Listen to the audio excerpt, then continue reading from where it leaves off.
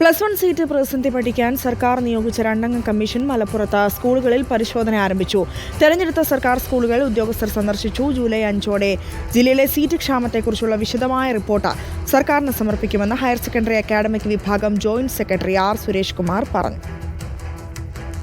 രാവിലെ മലപ്പുറത്തെത്തിയ joint director R Suresh Kumar Malappuram RDD doctor PM അനിലുമായി ചർച്ച നടത്തി.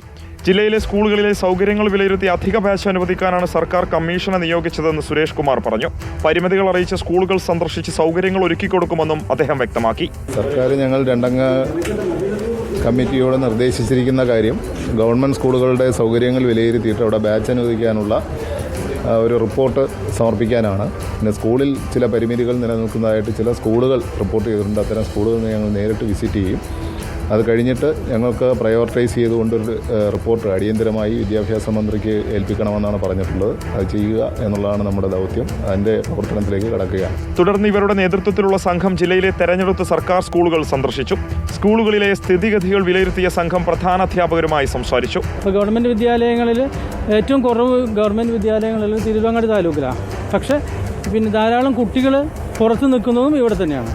അപ്പോൾ രണ്ടും കൂടിയും എങ്ങനെ നമുക്കത് മുന്നോട്ട് കൊണ്ടുപോകാൻ പറ്റും എന്നുള്ള കാര്യങ്ങളാണ് നമ്മൾ നോക്കുന്നത്. അത് കഴിഞ്ഞ് ഞങ്ങൾ ഇതിനെക്കുറിച്ച് വിശകലനം നടത്തി ഒരു തീരുമാനത്തിലെത്തും. അടുത്ത 2 ദിവസങ്ങളിലും കമ്മീഷൻ ജില്ലയിലെ സ്കൂളുകളിൽ സന്ദർശനം നടത്തും. ജൂലൈ 4 വൈകിട്ടോടെ ജില്ലയിലെ കുറവുള്ള സീറ്റുകളെക്കുറിച്ച് മുഴുവൻ വിവരങ്ങൾ ശേഖരിക്കാനാണ് ഉദ്യോഗസ്ഥരുടെ ശ്രമം. ജൂലൈ 5 ഇക്കാര്യത്തിൽ റിപ്പോർട്ട് സമർപ്പിക്കാനാണ് സർക്കാർ നിർദ്ദേശം. റിപ്പോർട്ടർ, മലപ്പുറം.